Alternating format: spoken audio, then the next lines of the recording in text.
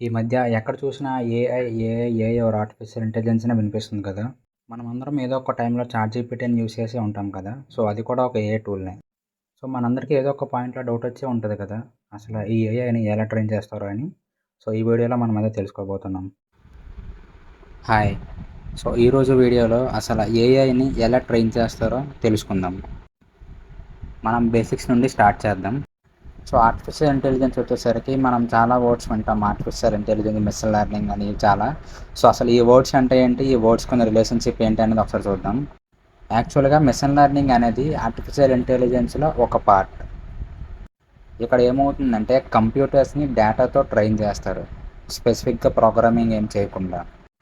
So, అదెలా అంటే ఒక హై లెవెల్ ట్రైనింగ్ ఇస్తారు. ఫర్ ఎగ్జాంపుల్ మనం చిన్నప్పుడు ఎడిషన్ చేయాలంటే ఎడిషన్ ఎలా చేస్తామో తెలుసుకుంటే సరిపోతుంది.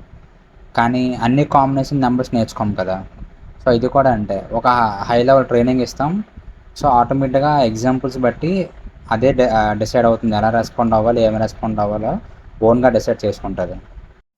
సో, ఇప్పుడు ట్రైనింగ్ ప్రాసెస్ చూసుకుంటే, ట్రైనింగ్ ప్రాసెస్‌లో 3 స్టెప్స్ ఉంటాయి. టోటల్ 3 స్టెప్స్ ఉంటాయి. ఫస్ట్‌ది డేటా కలెక్షన్, సెకండ్‌ది ట్రైనింగ్ అండ్ థర్డ్‌ది టెస్టింగ్.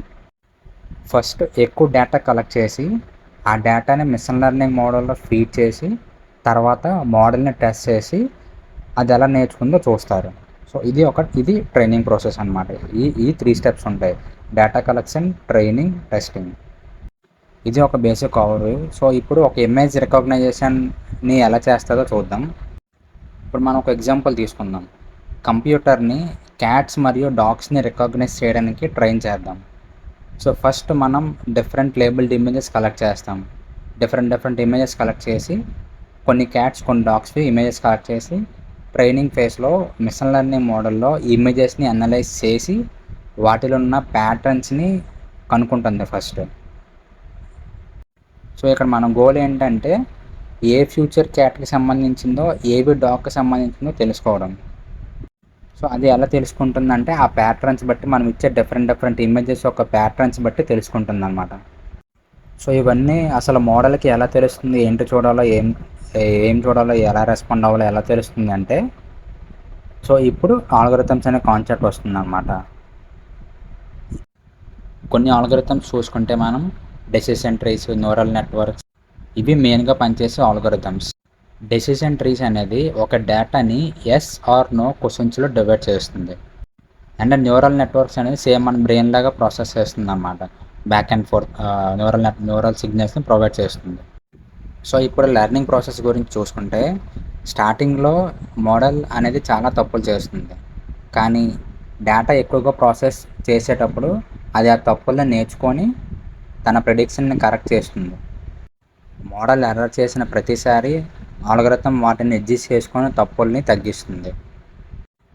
సో, ఇది అసలు రియల్ లైఫ్‌లో ఎలా యూజ్ అవుతుందో చూసుకుంటే, బేసిక్‌గా మెషిన్ లెర్నింగ్‌ని ప్రపంచంలో చాలా విధాలుగా ఉపయోగిస్తారు. For example self drive cars కానీ, రోడ్ సైన్స్, పెడిస్ట్రియన్ క్రాసింగ్స్, ఇంకా చాలా టాస్క్స్ చేయడానికి కానీ చాలా వాటిలో యూజ్ చేస్తారు. ఈ టాస్క్స్ అన్నీ వర్క్ అవ్వడానికి ఫస్ట్ వాళ్ళు కూడా ఒక లార్జ్ డేటా సెట్‌తో ట్రైన్ చేసి టెస్ట్ చేస్తారు.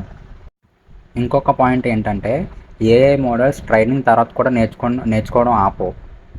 కొత్త డేటా దొరికిన ప్రతిసారి నేర్చుకుంటూనే ఉంటాయి.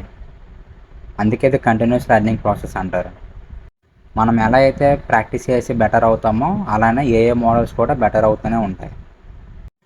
సో, ఇది ఏఐ అండ్ మెషిన్ లెర్నింగ్ యొక్క brief overview. And thank you.